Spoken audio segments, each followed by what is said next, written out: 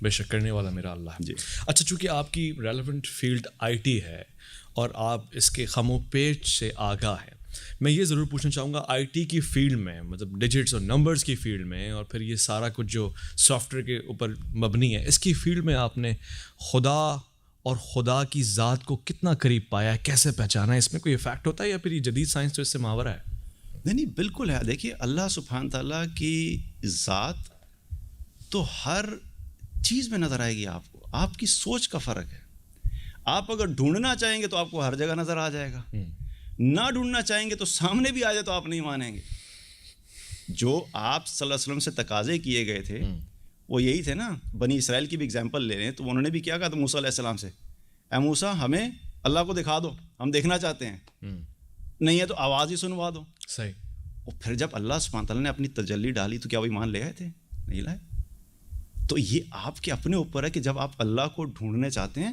مجھے اپنی فیلڈ میں, کیونکہ میرا سیلز کا بیک گراؤنڈ ہے, کئی ایسی ڈیلز آئیں, کیونکہ ہم سیلز میں جب کام کرتے ہیں تو بڑے بڑے پروجیکٹس ہوتے ہیں, آپ کو ون کرنے ہوتا ہے, کمپٹیشن بھی ہوتا ہے, آپ نے بھی جا کے اپنی پروڈکٹ بیچنی ہوتی ہے.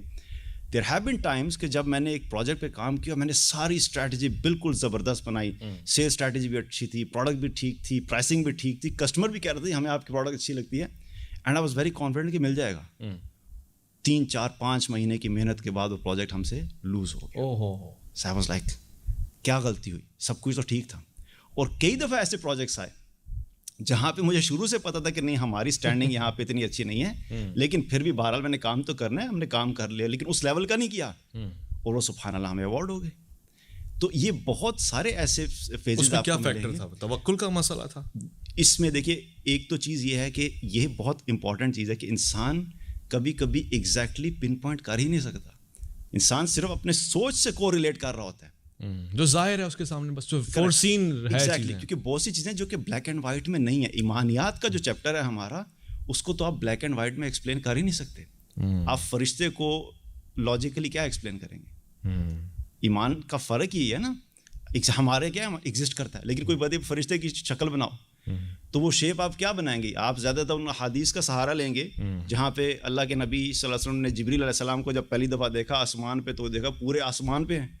اب آپ نے ایک کانسیپٹ لیا, امیج ذہن میں بنایا بھائی ایک فرشتہ آسمان پہ ہوگا تو کیسا ہوگا, وہی امیج آپ اپنی سوچ سے بنا سکتے, لیکن ایکچولی کیا ہوگا ہم نہیں جانتے, وہ ریئل میں کیسے ہوں گے. پھر وہی جبریل علیہ السلام آتے ہیں تو اللہ کے نبی صلی اللہ علیہ وسلم کے گھٹنوں کے ساتھ گھٹنے لگا کے بیٹھ جاتے ہیں انسانی شکل میں. اللہ اکبر.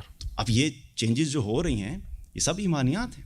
تو اسی لیے کئی دفعہ ایسا ہوتا ہے کہ انسان کو اس وقت میں سمجھ نہیں آ رہی ہوتی, لیکن ہمارا ایمان ہمیں کھڑا رکھتا ہے کہ نہیں یہ نہیں, یہ کوئی بات نہیں, اس میں بھی اللہ کی خیر ہے. یہ جو ایک کانسیپٹ ہے نا, میں سب لوگوں کو سمجھاتا ہوں کہ اپنے اندر اسٹیبلش کرو.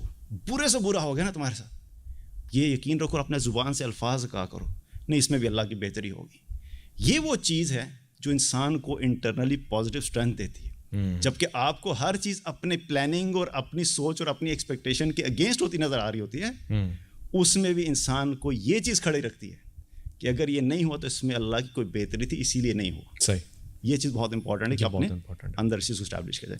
باقی ایک چیز وہ وہاں پہ میں ایڈ کر دوں کہ جو بینیفٹس ہیں توکل کے, ان میں سے ایک بہت بڑا بینیفٹ جو میں سمجھتا ہوں آخرت کے اعتبار سے جس کے بارے میں ہمیں سوچنا چاہیے, وہ کیا ہے کہ ایک حدیث ہے بڑی معروف, بخاری اور مسلم کی روایت ہے, جس میں ایک مرتبہ نبی کریم صلی اللہ علیہ وسلم صحابہ کے ساتھ تھے, تو آپ نے ان کے سامنے ذکر کیا کہ میری امت میں سے 70,000 ایسے لوگ ہوں گے جو بغیر حساب کتاب کے جنت میں داخل ہوں. سبحان اللہ. اب جب صحابہ نے, آپ نے یہ بات فرمائی اور آپ بتا کے باہر چلے گئے, اب صحابہ بیٹھے ہوئے سنی تو سب نے اپنا اپنا اوپینین دینا شروع کیا کہ کون لوگ ہو سکتے ہیں, کیونکہ 70,000 بغیر حساب کے جنت میں جانا اٹس سم تھنگ جو کہ ہر ایمان والے کی خواہش ہے. اللہ ہم سب کو شامل کرے اس میں. کہ وہ اب سوچ رہے ہیں, کچھ نے کہا کہ یہ وہ لوگ ہوں گے جن کو رسول اللہ صلی اللہ علیہ وسلم کی صحبت ملی, کچھ نے کہا کہ نہیں یہ وہ لوگ ہوں گے جو پیدائشی مسلمان ہوں گے, کہ میجورٹی صحابہ تو جو بعد میں مسلمان ہوئے تھے, پیدائشی تو بہت کم تھے, بعد کی جنریشن میں ظاہر جب ایڈ ہوئے کچھ صحابہ ہیں. تو ہر ایک نے اپنا اپنا اوپینین دیا. اگر ہم سے بھی کوئی کہے اور کسی کو اس حدیث کا پتہ نہیں ہے تو ذہن میں کیا آئیں گے, ہم کہیں گے یار کوئی ایسا شخص ہوگا جو ساری رات تہجد پڑھتا ہوگا, کوئی ایسا شخص ہوگا جو ساری زندگی روزے رکھتا ہوگا, کوئی ایسا ہوگا جو والدین کا بڑا فرما بردار ہوگا, بہت سی چیزیں ہو سکتی ہیں, سارے بڑے بڑے اعمال ہیں. صحیح.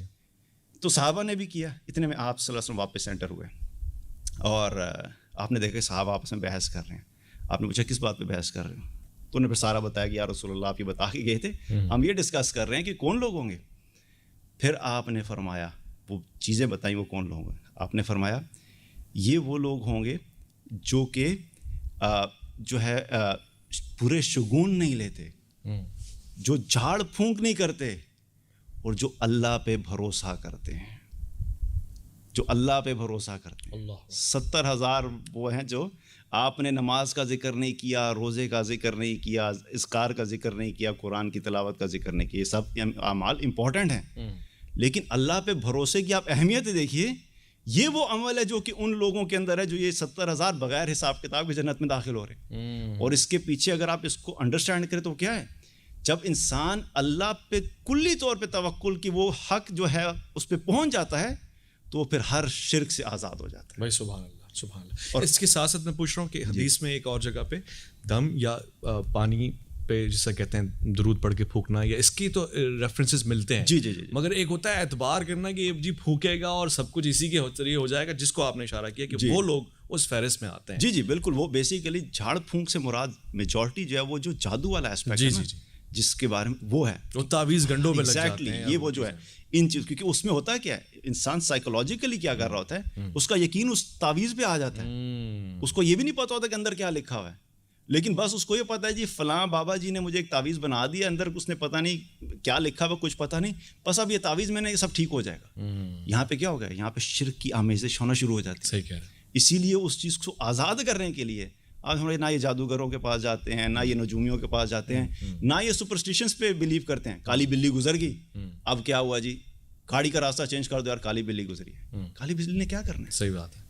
بلکہ اس کے بالکل برعکس جاپان میں تو کالی بلی باعث برکت سمجھی جاتی ہے. جی بالکل. تو جب اللہ کے اوپر آپ کا اتنا بھروسہ ہے کہ میری سب, جو مجھے کوئی نقصان نہیں پہنچ سکتا جب تک اللہ نہ چاہے, مجھے کوئی فائدہ نہیں پہنچ سکتا جب تک اللہ نہ چاہے, اور اگر اللہ نے میرے لیے نقصان لکھا ہے تو کالی بلی گزرے یا سفید بلی گزرے یا کوئی بھی نہ گزرے, وہ ہو کے رہے گا. واہ, بہت اچھا. یہی دل کی کیفیت ہے. توکل جو ہے اصل میں دل کی کیفیت ہے. یہ کوئی کوانٹیٹیو چیز نہیں ہے جس کو آپ میئر کر سکتے ہیں. یہ ہر انسان کو اپنے دل میں پیدا کرنی ہوتی ہے کہ اللہ پہ میرا ایسا بھروسہ ہو جائے کہ میں تمام اسباب اور مخلوق کے بارے میں میرا یقین ختم ہو جائے کہ نہ یہ مجھے فائدہ دے سکتے ہیں نہ نقصان دے سکتے ہیں. ایسا ہی